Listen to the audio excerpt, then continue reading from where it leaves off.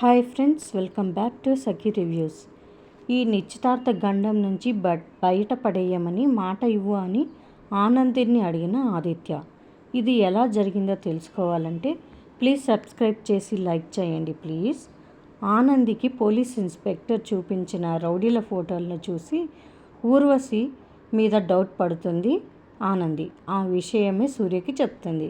కానీ సూర్య ఇలా అంటాడు, అలా జరగకూడదు కుట్టి. పైగా ఇప్పుడు ఊర్వశి సునంద గారికి కాబోయే కోడలు కాబట్టి మనం కావాలని పెళ్ళి ఆపడానికి నింద వేసేమంటారు. మనం దీని గురించి ఒకసారి ఆలోచించాలి అని చెప్తాడు సూర్య. ఇంకా ఆనంది ఆలోచనల్లో పడుతుంది.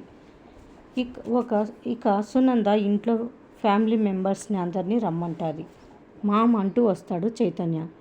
ఏంటి అందరినీ రమ్మని పిలిచావు అని అడుగుతాడు. ఇంతకు ముందే పంతులు గారితో మాట్లాడాను. రేపు చాలా మంచిదని ముహూర్తం పెట్టారు ఆదిత్య ఊర్వశి ఎంగేజ్మెంట్కి అని చెప్తుంది సునంద. ఇప్పుడు ఎంగేజ్మెంట్ ఏంటి మామ్ అని చైతన్య అడిగితే, నేను మిమ్మల్ని పిలిచింది మీ నిర్ణయం అడగడానికి కాదు, నేనేం చేయాలనుకున్నానో చెప్పడానికి. ఆదిత్యకి ఊర్వశికి రేపే ఎంగేజ్మెంట్. మీరంతా దానికి సిద్ధంగా ఉండండి. ఎంగేజ్మెంట్ కూడా ఇక్కడే మన ఇంట్లోనే జరుగుతుంది, కానీ పెళ్ళి మాత్రం వేరే రిసార్ట్లో జరుగుతుంది అని సునంద చెప్తుంది. అమ్మ అన్నయ్యకి ఆలోచించుకోవడానికి కొంచెం టైం అయినా ఇవ్వాలి కదా అంటాడు చైతన్య. దేనికి టైం ఇచ్చేది? విడాకుల కాగితాల మీద ఇద్దరు సంతకాలు చేశారంటే అప్పుడు ఆనందికి ఆదిత్యకి సంబంధం లేదనే కదా అర్థం. ఇప్పుడు నా కొడుకు జీవితాన్ని చక్కదిద్దాల్సిన అవసరం నాకుంది. పెళ్ళికి ఊర్వశితో ఆదిత్యకి అభ్యంతరం లేనప్పుడు ఎప్పుడైతే ఏంటి కావలసిన ఏర్పాట్లన్నీ జరుగుతున్నాయి. మీరు కూడా రెడీగా ఉండండి అని చెప్పి సునంద జీవన అక్కడ నుంచి వెళ్ళిపోతారు. అంటే ఊర్వశిని పెళ్లి చేసుకోవడం నీకు ఇష్టమేనా అన్నయ్య? నిన్నే అడిగేది చెప్పు అంటాడు చైతన్య. నాకు వినపడుతోందిరా, అంతా వినపడుతోంది అంటాడు ఆదిత్య. ఎందుకు మౌనంగా ఉన్నావని అడుగుతాడు. మరేం చేయమంటావురా? ఆనందిని కావాలని వదులుకున్నాను అనుకున్నావా? వేరే దారి లేక అమ్మకిచ్చిన మాట నిలబెట్టుకోవడానికి మనసుని చంపుకొని సంతకం పెట్టాను అని చెప్తాడు ఆదిత్య. అది మాకు అర్థమవుతోందిరా, కానీ ఇప్పుడు నువ్వు ఊర్వశితో ఎంగేజ్మెంట్ చేసుకుంటే ఆనందికి పూర్తిగా దూరమైనట్లే కదా అని శశికాంత్ అంటాడు. అవును నాన్న, అందుకే ఏం చేయాలో అర్థం కాక, ఏం చేయాలో తెలియక, ఆనందిని వదులుకోలేక, అలా అని ఆనందియే కావాలని అమ్మతో చెప్పలేక నాలో నేనే చచ్చిపోతున్నాను. నాకు ఆనంది కావాలి నాన్న, కానీ ఏం చేయాలి? నా ఆశలు కూడా నాతో ఆడుకుంటున్నాయి.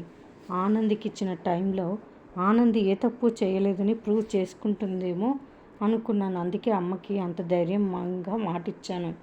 కానీ ఆనంది ప్రూవ్ చేసుకోలేకపోయింది. ఆనంది ప్రూవ్ చేసుకోకపోయినా తను ఏ తప్పు చేయలేదని నేను నమ్ముతున్నాను నాన్న. కానీ అమ్మ నమ్మదు. తనకి ప్రూఫ్స్ కావాలి. నేను అమ్మని నమ్మించలేను, తనతో వాదించలేను, అలా అని తనని బాధ పెట్టలేను అంటాడు ఆదిత్య.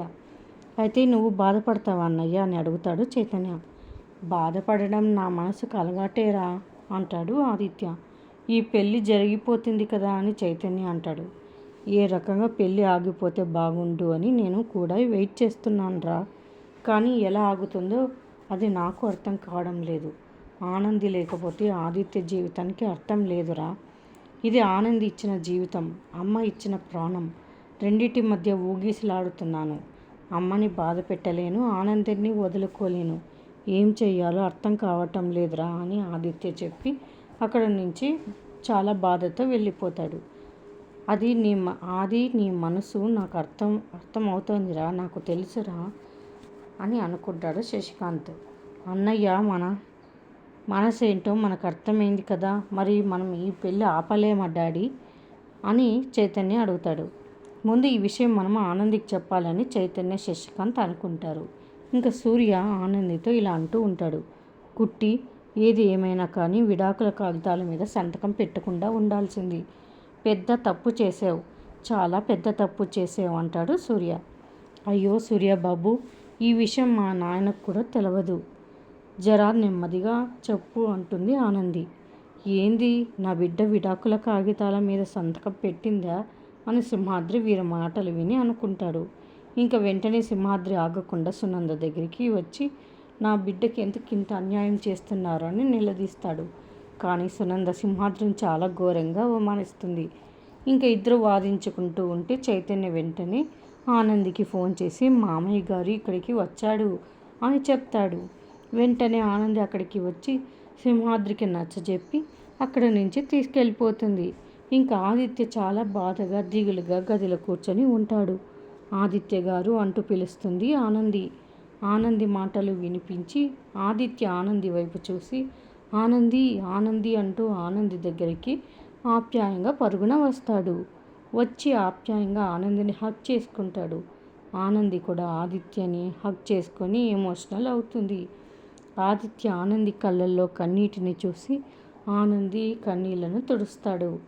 ఆదిత్య గారు నా బాధ చూడలేక మా నాన్న మిమ్మల్ని బతిమి మాలుకోవడానికి వచ్చినాడు, అంతేగాని నేనేం పంపించలేదు. నిజం చెప్పాలంటే విడాకుల కాగితాల మీద సంతకం పెట్టినా కానీ మిమ్మల్ని విడిచి నేను బతకలేను. ఆదిత్య గారు, మీకు పెళ్ళి అని తెలిసిన కాడ నుంచి నా జీవితంలో నా సర్వస్వాన్ని కోల్పోయినట్టు అనిపిస్తోంది.